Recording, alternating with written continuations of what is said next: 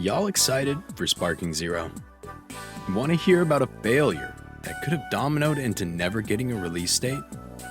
In my excitement for the release of the new game, I decided to go back, play, research and review the games that saved the entire Dragon Ball series.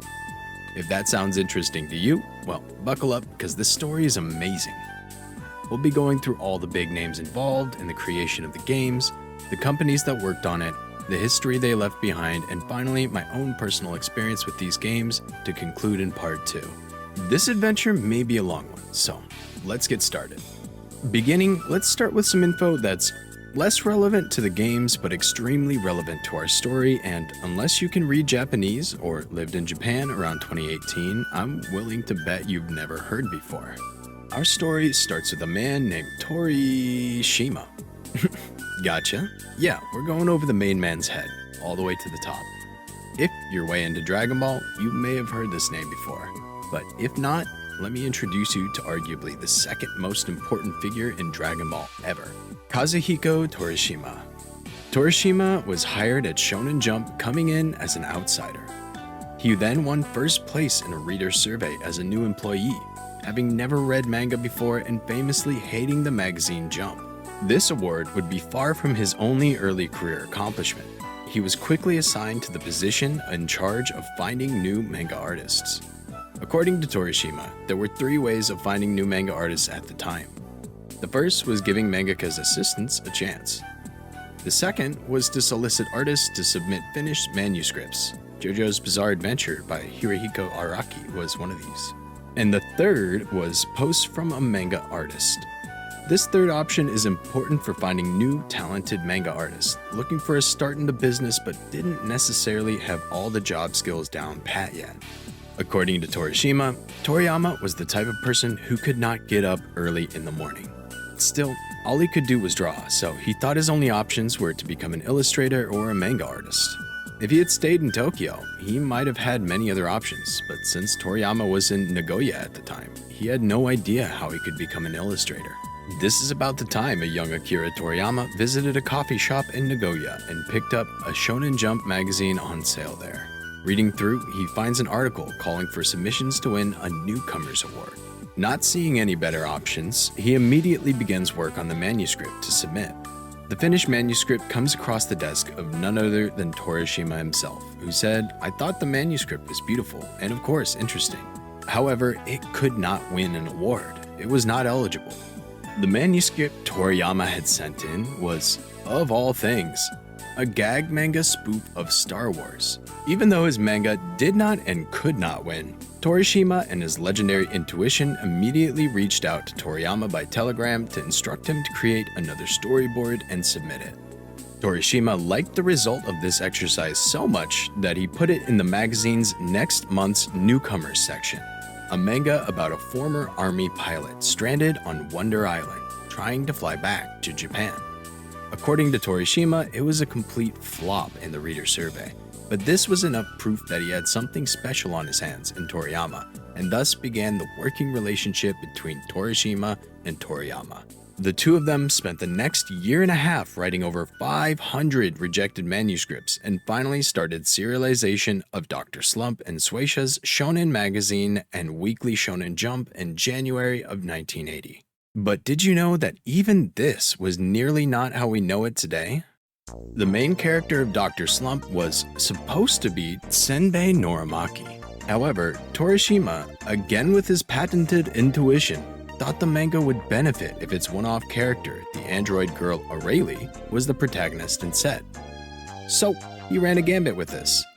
The idea was if he could create a manga with a girl as the main character, see Tomato Girl Detective, and this manga received a top 3 ranking in the reader survey, then this project would move forward with Aurelie as the main character.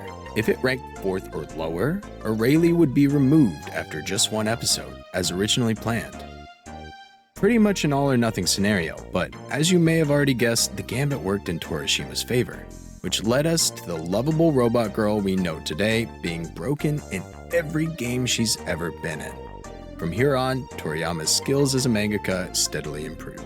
After the success of Dr. Slump, Toriyama wanted to break free from his Western artistic influences and develop a new style, beginning on another one-shot manga based on the classic Chinese novel Journey to the West. This one-shot's name, of course, was Dragon Boy, serialized in Fresh Jump in 1983. That's right, not even Dragon Ball started how it ended. He redeveloped this into what we know today as early Dragon Ball, beginning its own serialization in 1984. Originally, starting as a lighthearted fantasy story, the manga started to lose traction soon after its release and began receiving diminishing or bad reviews in reader surveys. This is the time Torishima and Toriyama reviewed their current work so far and decided, quote, Goku has no appeal as a character. So, in order to make the character, whose main quest is to get stronger, stand out more, they cut most of the other characters out of the storyline until they were down to 3. Goku, Krillin, and Roshi, the good old Tenkaichi Budokai training arc. As Dragon Ball continued down the line, an unforeseen hiccup came to light. You see, Toriyama was getting tired of drawing Goku's stubby arms. He had quite literally stretched him as far as he could go. And to draw further battles with this character, Goku needed to grow up, he said.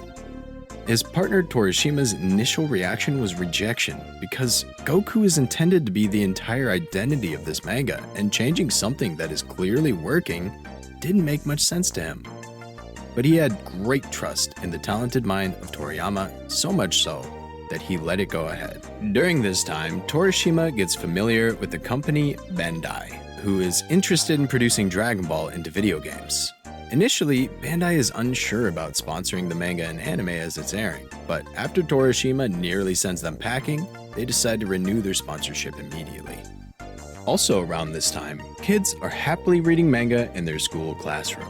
One such tiny fan is a young Daisuke Uchiyama. When Dragon Ball first came out, the story and art style captured this young fan's interest and held it all the way through his college experience. One day, while studying game development, Uchiyama was walking through his college campus and found a job posted on the wall. It was a game developer position for a company named Bandai. He pulls the ad down, applied, and is returned a job offer. Bandai at the time was in a turbulent phase where they were no longer really looking for game developers, but rather producers. Uchiyama is assigned his first project, and what else would it be but a Dragon Ball game named Dragon Ball Z Super Butoden 3 for the NES. Following this, his stint as a developer was over as the company was starting to outsource development to other companies. Instead, he is reassigned to produce a bold new game. It's a Fist of the North Star game, which is a bit risky because conventional wisdom at the time thought to succeed, the series still had to be airing or being printed, but not dormant. While he works on that, let's take a look at what else was going on at the company. Now, this may surprise you, but once upon a time, Apple tried to get in the console scene. Yeah, that Apple. Approached by Bandai, who saw a hole in the gaming console market, an odd choice, perhaps, but at least Bandai would know about the hardware needed to be competitive in that market. To this point, Bandai had a few gaming platforms under its belt, including the Arcadia, the Palladium, the LCD Solar Power, and the WonderSwan. Net sales were... Wait, what was that? The Pippin was built with no dedicated graphics or sound processors? Then, after initially designing the logic board, Apple made no effort to market the Pippin? The systems themselves were going to be produced by cats? The console was released a year late at a price point of $600 with very little software available. Bandai eventually had to cut its losses when this tanked and was forced to absorb a 9 billion yen loss, shattering all their discussions of merging with Sega in 1997. Wow. The guy in charge of that must have been fired immediately, right? Turns out the guy in charge was Unozawa, and no, he was not fired, he was just labeled a black sheep and demoted to a producer role. But it was here that he met up with our hero Uchiyama. Let's check in on his game, shall we? Oh, it was a massive success! It sold well, years after the anime had stopped. Well, what are you standing there for, boy? Get to work on another! I heard Dragon Ball has some dormant fans, so let's just do that. In fact, we're kinda in a hole right now. I know we usually gotta check this by some people, but right now we're in near crisis mode, and this is our way out. The Fist of the North Star game opened a whole new market for us, the nostalgia market. That, and we're sure we can make a good game here. We've enlisted the help of some legendary developers who are now under one roof called DIMPS. Maybe we should at least talk to Toei. After all, games are much closer to animation than manga, and the editorial department isn't gonna have much feedback anyway. Alright, we are 3 months and about 300 million yen deep into this game, but it's shaping up pretty good. I think we'll hit our release goal of summer 2002. The Bandai kid isn't talking to the editorial department. Looks like he is making some weird Dragon Ball thing. Unozawa and Uchiyama are immediately summoned to see the chief of the editorial department, the only bastion keeping Dragon Ball afloat, Mr. Torishima. Now is a good time to explain exactly what Mr. Torishima does for Mr. Toriyama. He, as editor, acts like a filter, allowing only the need-to-know information to reach Toriyama, so Toriyama can continue to make the best source product possible without wasting a drop of his creative energy. This puts Torishima in charge of many decisions, including nearly everything to do with licensing and, in our interest, video games. The hard, fast rule was if you want to make something using Dragon Ball, you had to put it past Torishima. Why? Well, let's take a look at their meeting to see why. It was described as being alone on a battlefield, surrounded by enemy forces. Uchiyama and Unozawa are ushered into a small, dimly lit meeting room. The lights are low to allow for viewing of a video presentation they had scrambled to prepare for this meeting. Along with the video, a supplemental binder was brought containing the proposal for the game and the current in-game screenshots. The binder slides across the table with a hissing sound, out of the hands of the producer and into the hands of 10 editors for Torishima's team. Uchiyama starts in, explaining the plan and the features of the game. But about 15 seconds into his presentation, he is halted. Torishima has but one thing to say. Sorry, but would you mind throwing this away? That was it. The end of the line. This project just doesn't understand the characters at all. We can't possibly sell a Dragon Ball project of such low quality. No matter how much has been spent, we don't care. Bandai couldn't possibly do something like this. This is a bootleg. That's it. The end of Dragon Ball forever. No Budokai releases. The revival of the show doesn't happen. Fans slowly start to forget. Sparking Zero never gets announced. This is what could have and would have happened if not for one key detail. Remember when I mentioned that Bandai was a sponsor of Dragon Ball as it aired? Well, it just so happens Bandai was still sponsoring to that day. This relationship between Bandai and Shueisha saved the project, the series, and all that came with it, as Torishima then told them to come back when they had something better to show. He didn't want to ruin the Bandai partnership over this shitty proposal. This decision, though, reportedly sent Uchiyama spiraling, saying he just wanted to die during this period. It would have been easy for him to curl up into a fetal position and give up, but he didn't. He saw his young career along with the millions of yen already invested of the struggling Bandai's money on the line, and he doubled down.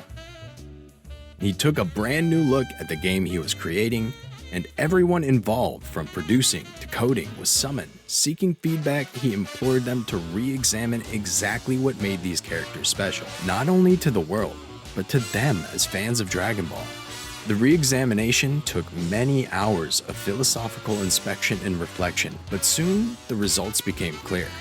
This exercise was a necessary, series-saving detour to deliver the best product. The results of this rework begot the exact changes I fell in love with as a child. The final characters look perfect. The cutscenes bleed a passion for the source material that can still be felt today if you go replay it. The game's overall aesthetics happen to be my favorite, even if the next few games following expanded on the art style in ways that are appropriate to the genre. The toon shading, dragon shading, is nice, but there's something undeniable about the quality of the first. It seems Torishima felt the same way as I do, as the second meeting only lasted about 15 minutes. The project was approved, and the launch date was pushed back to holiday 2002, early 2003, depending on the region. It was around this time that a little-known company called Infogrames Atari began focusing on video game distribution. They sent a request to Bandai to get some copies of the game for sale overseas in NA and EU.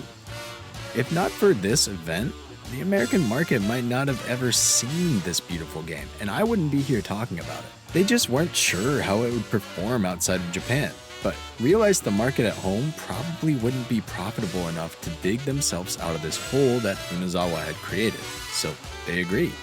And finally, with the promo art and teasers releasing, the game was ready to be shipped.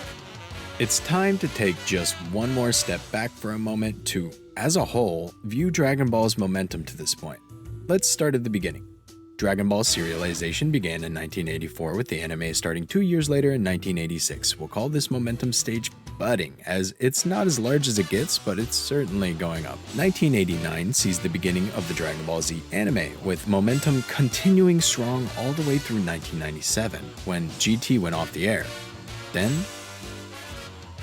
nothing. For 6 years. No games. No, nothing. And this tracks with what I said before about conventional knowledge at the time and speaks to the groundbreaking that Uchiyama's Fist of the North Star game achieved, in essence creating the nostalgia market for anime adaptation video games. Not to mention, the games that were released to this point were most, if not all, Japanese-only releases, showing how strong of a pull this mentality had on the industry then. Note, this isn't just a Bandai thing. There were no games because Bandai had an exclusive deal to produce Dragon Ball video games as a major sponsor of the show and manga as they were releasing. Importantly, Unozawa reports they continued their sponsorship even after the series had ended, contributing upwards of 30 to 50 million yen a month just in case they wanted to come out with another game.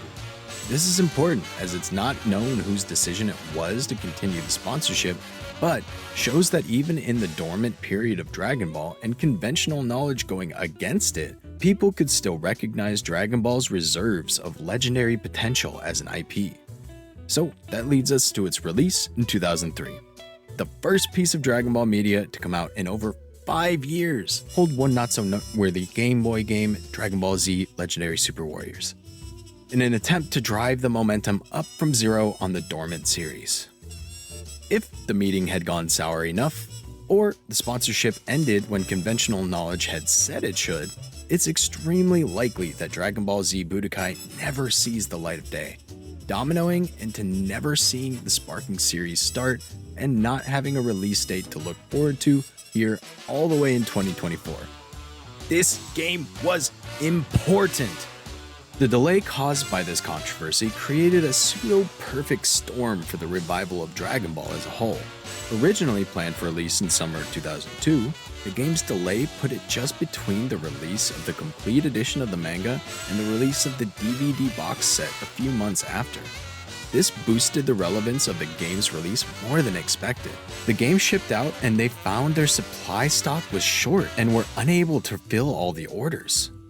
Uchiyama, being sorta new to this whole thing, approaches our man, Torishima, asking how many they should order for this release. He says no less than 500,000, and I'll be damned if they didn't go on to sell over 550,000 copies on the very first day. This was especially surprising in overseas markets where demand was much greater than even at home in Japan.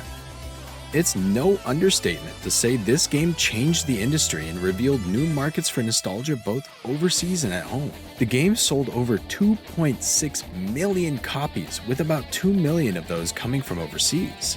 It was a huge success and led to 2 more games in the series, as intended by Uchiyama. This, of course, carried the series until the release of Sparking, which carried the series beyond the release of Kai, which carried until the release of Xenoverse, which carried until the release of Fighter Z, along with the release of Super, which carried until the release of Kakarot, which has carried the series until the upcoming release of Sparking Zero. Believe me yet?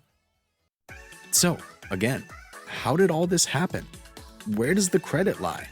Well, while Uchiyama was the main proprietor of the game, he would have released his initial version if Torishima had not stepped in, thus missing the window of the other releases and coming out with an overall poor quality game that would not have had the impact it did, which can still be felt today. So in my opinion, all thanks are due to Mr. Torishima. Torishima is quoted as saying, "It was truly backbreaking work to make just one game. It was also backbreaking work to make Dragon Ball, where from the moment a serialization started until we built protagonist Son Goku's character in the Tenkaichi Budokai, it ranked low in the popularity polls, and when it came to the animated series, there was also no one at the company to give any advice. So, until I got to this point, I had to fight a lot of lonely battles." Not only was his industry-first decision-making groundbreaking, but with the intuition of an emperor, he was able to make the right call again and again and again. He says he owes this to his childlike intuition that he's been training day in and day out for many years. This is something I think about a lot, but if you look at things from the point of view of a child, who are our end users, you can immediately decide whether something is good or bad as soon as you hear it. I cultivate it every day at work. The children come in on field trips, and I also have frequent reports on their preferences, so I change my approach based on what I gather from that. I always answer with a child's point of view and on their behalf.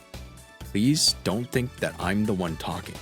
Think that I'm just relaying what the millions of kids that I am representing allowed me to say. That's how I've been thinking all this time.